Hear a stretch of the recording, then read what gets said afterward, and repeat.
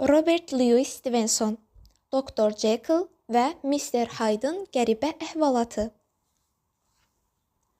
Yazıçının 3 günə yazıb bitirdiyi kitab dünya ədəbiyyatının şah əsərlərindən biri hesab olunur.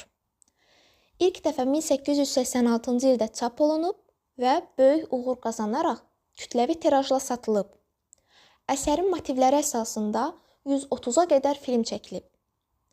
İnsanın daxilindəki yaxşılıq və pislik daimi müharibə vəziyyətindədir. Hər insanın daxilində bir şeytan yatır.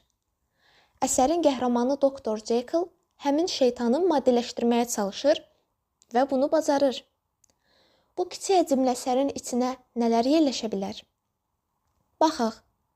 Fantastika, qorxu, həyəcan, cinayət, insan mənəviyyatının incəliklə çəkilmiş portreti, fəlsəfi psixoloji izahlar və maraqlı süjet. Qapının hekayəsi. Vəkil Mr. Utterson heç vaxt üzü gülməyən, sərt görünüşlü bir adam idi. İnsanlarla soyuq və məsafəli davranırdı.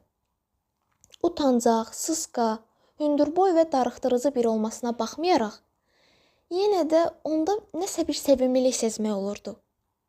Dost məclislərində, xüsusən də şərab damaq dadına uyğun olarsa, gözləri xeyirxah bir ifadə ilə parıldayar, lakin bu danışığına yansımaz, əməllərində özünü büruzə verərdi.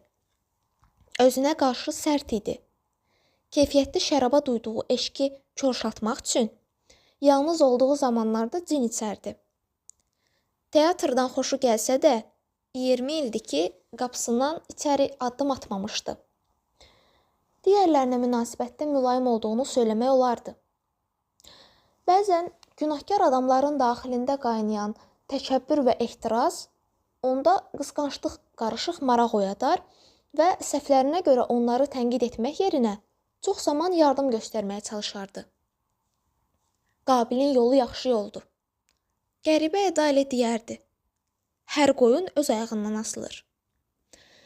Xasiyyətinə görə suda boğulanlar üçün saman çöpü olmaqdan qaça bilməz, bu qəbil insanlar iş yerinə gəlib getdikləri müddətcə onlardan yardımını əsirgəməzdi.